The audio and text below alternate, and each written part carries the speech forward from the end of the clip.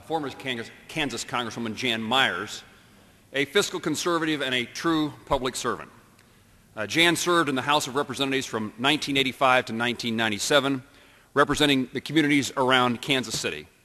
In 1995, she became the first woman chairman of a House committee since 1976. Before her election to Congress, she served on the Overland Park City Council and as a senator in the Kansas State Legislature.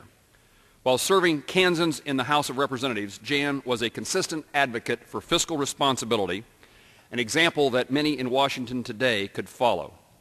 She was always promoting legislation in the Small Business Committee to protect small business owners or offering conservative solutions during the debate over welfare reform. She always remembered that when Congress spent money, it was the taxpayers' money, not the government's. She regularly voted to cut taxes so that Americans could keep more of what they earned and work to reduce the budget deficit and eliminate wasteful government spending.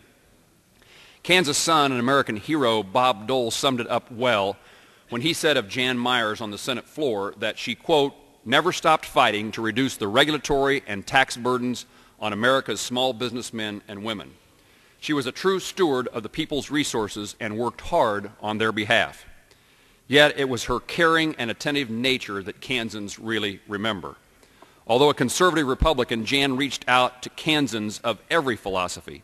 She was sensitive to the needs of Kansans and always quick to respond to their problems. Jan never forgot who she worked for and always had time for the folks back home. To me, Jan was more than an ideal public servant. She's also a friend.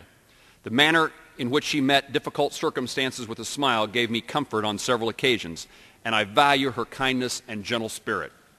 While we recognize Jan today, it's also important to note the recent loss of Jan's husband of 56 years, Dutch. Together, Jan and Dutch made a good team and raised two wonderful children. Our nation needs more public servants like Jan Meyers, people that are good stewards of taxpayer money and put service above self. Designating a post office in her hometown of Overland Park in her name will remind Kansans of these characteristics and honor her legacy for years to come. I thank Jan Meyers for a job well done and for a life well lived, and I appreciate the gentleman from Kansas, Mr. Moore, for bringing this legislation to the floor.